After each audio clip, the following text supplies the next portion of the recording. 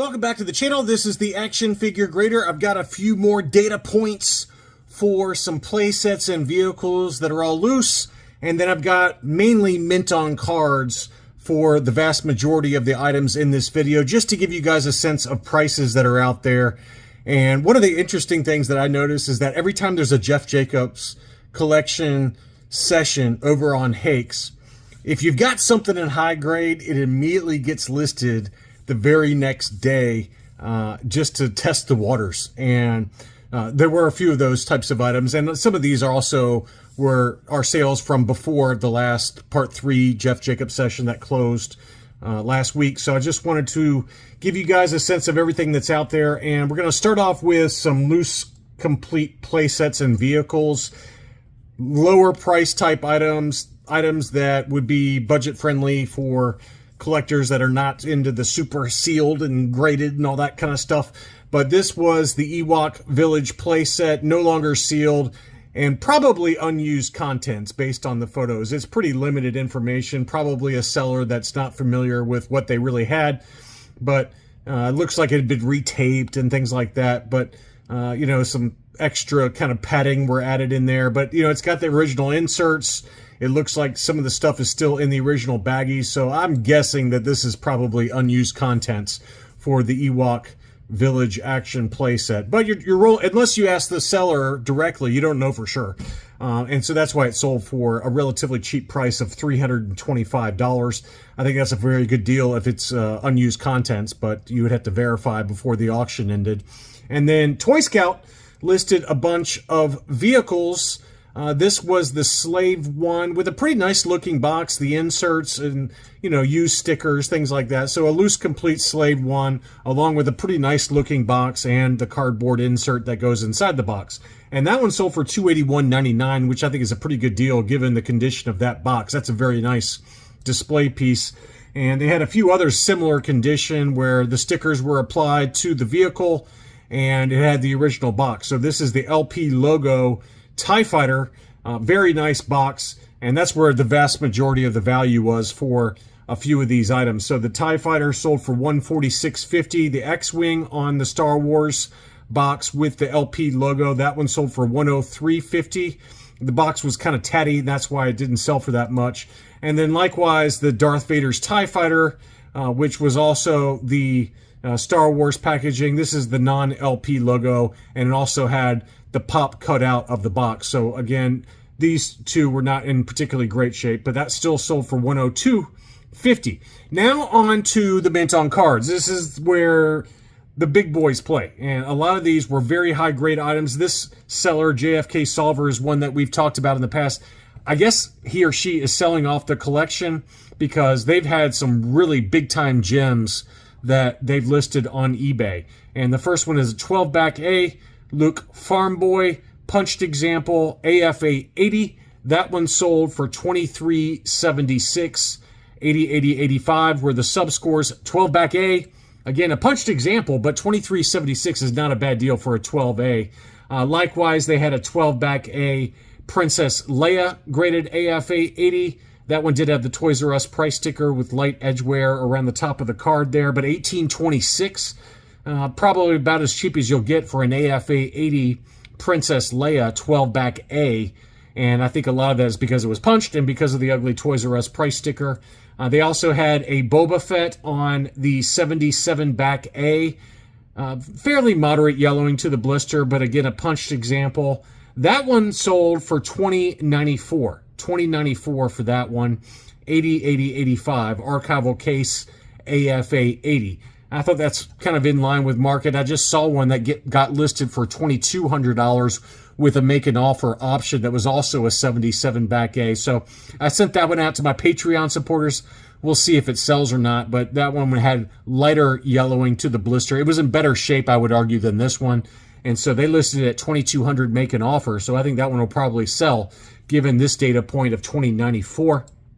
This seller had some really nice gems as well. This one was a 12 back C R2-D2 unpunched, no price sticker, AFA 80, and an archival case. This one was a really nice one, and I thought that price was of $13.81. It was kind of in line with where we've been seeing it sell for an AFA 80. The 12C R2D2 seems to come up a fair amount on eBay, and they've all kind of been in that range, $1,100 to $1,400, just depending on what's going on with it. But I thought that one was kind of towards the upper end of the range, as it probably should have, given the quality of that one. They had this beautiful Darth Vader. This was not a MIM. This was not a made in Mexico. This was a 65 back A archival AFA 85, 85, 90, 90. And this one was a punched example, but 290 subscores, so it sold for a huge number of $975. I would actually argue that's probably about right. I had a 65 back A that was a CAS, I think it was a CAS 80 plus, and that one I think I sold for $600 or $700. So $975 for an AFA 85 archival case with 290 subscores. You could make an argument that $975 is on the lower end of where you would expect that to go.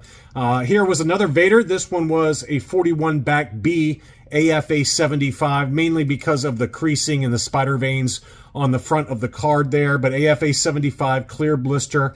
It was listed for $890. The best offer accepted was $851 for the 41 back Darth Vader. Here was a beautiful Power Droid clear blister AFA 80.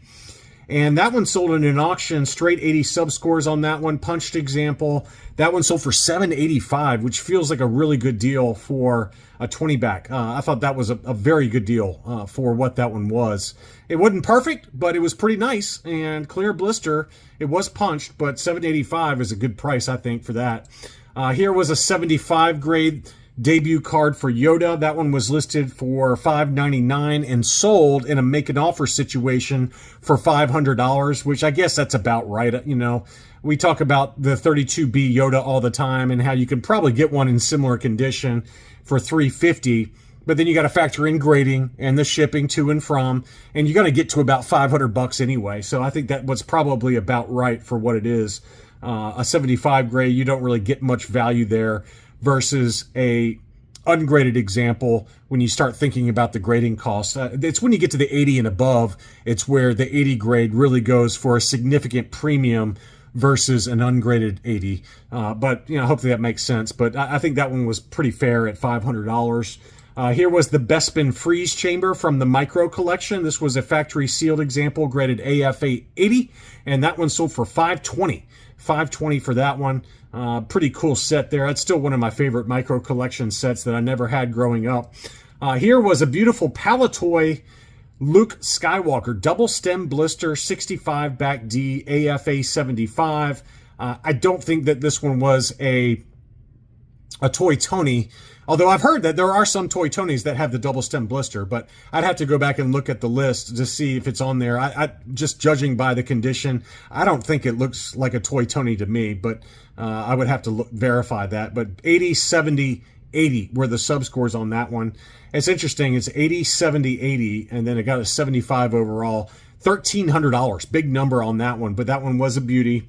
Next up, and this is kind of what I was talking about, this one got listed after the auctions ended over at the Jeff Jacobs session on Hakes, and we saw some big numbers for the some of the tri-logos, not all of them. There were some good deals in the tri-logos, but this one is an AFA 85. Now, this has got the Palatoy, standard Palatoy blister. The one that sold for huge money was the smaller French Meccano blister, but this one was an AFA 85, and it had the archival case unpunched, and it sold for $1175, which that's pretty close to double what an AFA 80 would sell for. So, but this one got listed right after the session ended, and it sold immediately. So I just thought I'd share that. I found that kind of funny that you do often see the really high grade stuff that is similar, not exactly the same. Sometimes it's exactly the same, but similar to the items that sold over at Hakes, and people are like, well, if Hakes got that, I can get that. And sometimes they do. Sometimes they do. And this is one of those cases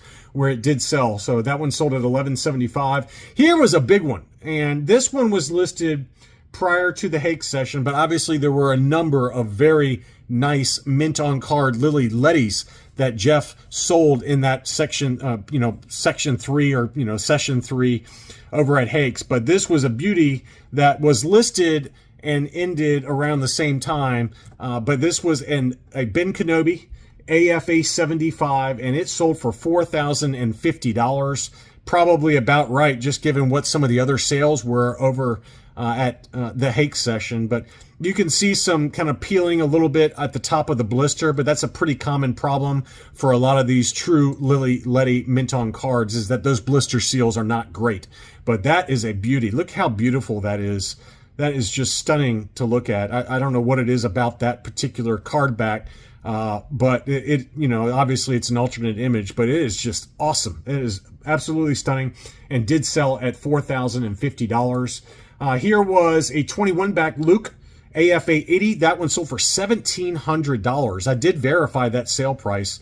130 point says it was $1,700, but that is a big number for an AFA 80. I was thinking more like $1,100-$1,200 max, but that one did sell $1,700. And then finally we got a Luke Power the Force Luke Stormtrooper. This was only an AFA 60, and this is another case where eBay's closed sale data doesn't match the actual sales price. So it was an AFA 60 and it says sold at $1,600. I was like, there is no way that somebody paid $1,600 for an AFA 60. So I did go back and verify this on 130point.com, and that one is showing as sold for $875, so about half the price of what it was listed for. But I don't know why eBay sometimes screws that up, but that one did sell for $875. It was an AFA 60 Luke Stormy. That is all I've got for this video. I hope you enjoyed it. Don't forget to leave me a like if you did. Thanks so much for watching, and I'll be back soon.